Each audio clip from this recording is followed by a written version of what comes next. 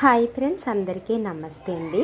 నేను ఈరోజు అయితే గోంగూర పచ్చడిని చేస్తున్నాను. ఇది కొన్నది కాదనమాట. ఇది మా మేనమామ ఇంటికి వెళ్ళినప్పుడు అక్కడ పొలంలో ఉంటే కనుక ఇచ్చారనమాట అండి. చాలా బాగుంది, లేతగా ఉందన్నమాట, ముదురుగా అది ఏమీ లేదు, చాలా బాగుంది. సరే కదా అని చెప్పేసి పచ్చడి చేసుకుందామని ఉంచాను. పచ్చడికి అయితేనండి ముందుగా ఒక కళాయి పెట్టేసుకొని ఆయిల్ వేసుకున్నాను. ఆ ఆయిల్లో కొద్దిగా మెంతులు, కొద్దిగా ఆవాలు, జీలకర్ర, తర్వాత ధనియాలు, తర్వాత ఏమండి వెల్లుల్లిపాయలు, ఎండుమిర్చి వేసేసి బాగా ఇలాగ ఎర్రగా వేపేసుకున్నాను.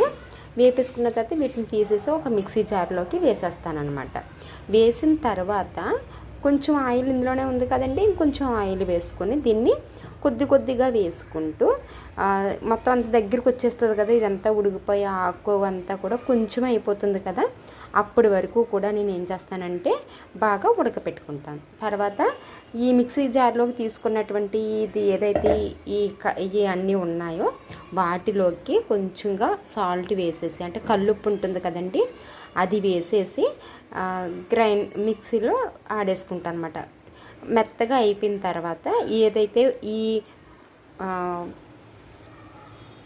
గోంగూర ఉందో ఈ గోంగూరను కూడా వేసేసి బాగా మెత్తగా చేసేసుకుంటాను. అందులోనే చిన్న బెల్లం ముక్క కూడా వేసుకుంటే చాలా బాగుంటుందండి. తర్వాత ఏం చేస్తారంటే మళ్ళీ కళాయి పెట్టేసుకొని ఆయిల్ వేసుకొని, ఆయిల్ హీట్ అయిన తర్వాత కొంచెంగా జీలకర్ర, కొద్దిగా ఆవాలు వేసి, మీకు నచ్చితే కనుక అందులో ఇంకా పోపు అంతా కూడా వేసుకోవచ్చండి. నాకైతే ఇంకా అవసరం లేదనుకుని నేను వేయడం లేదు.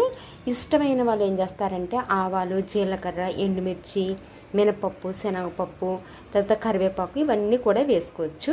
నేనైతే అవన్నీ ఏమీ వేయకుండానే మామూలుగా ఇలా వేసుకుంటాను అనమాట. ఓన్లీ ఆయిల్ పెట్టేసుకొని ఏంటంటే ఆవాలు, జీలకర్ర ఒకటే వేసేసి ఈ పచ్చడిని ఆ ఆయిల్లో వదిలేసుకోవాలి. బాగా నీరంతా పోయి ఆయిల్ పైకి వచ్చేంత వరకు ఉడికించుకోవాలి. అలా ఉడికించుకోవడం వల్ల మనకి ఎక్కువ రోజులు పచ్చడి అనేది నిలవ ఉంటుందండి, చాలా బాగుంటుంది అనమాట. ఈసారి మీరు ఇలా ట్రై చేయండి, ఎలా వచ్చిందో కామెంట్ చేయండి.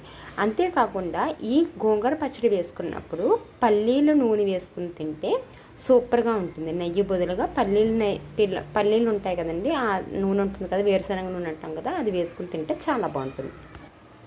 దాంట్లోకి పచ్చి ఆనియన్స్ ఉంటాయి కదా, ఉల్లిపాయలు, వాటిని కూడా నంచుకుని తింటే గోంగూర పచ్చడి టేస్ట్ అనేది 10 రెట్టింపు అనేది అయిపోతుంది. మీరు కూడా ట్రై చేయండి, ఎలా వచ్చిందో కామెంట్ చేయండి. Thank you.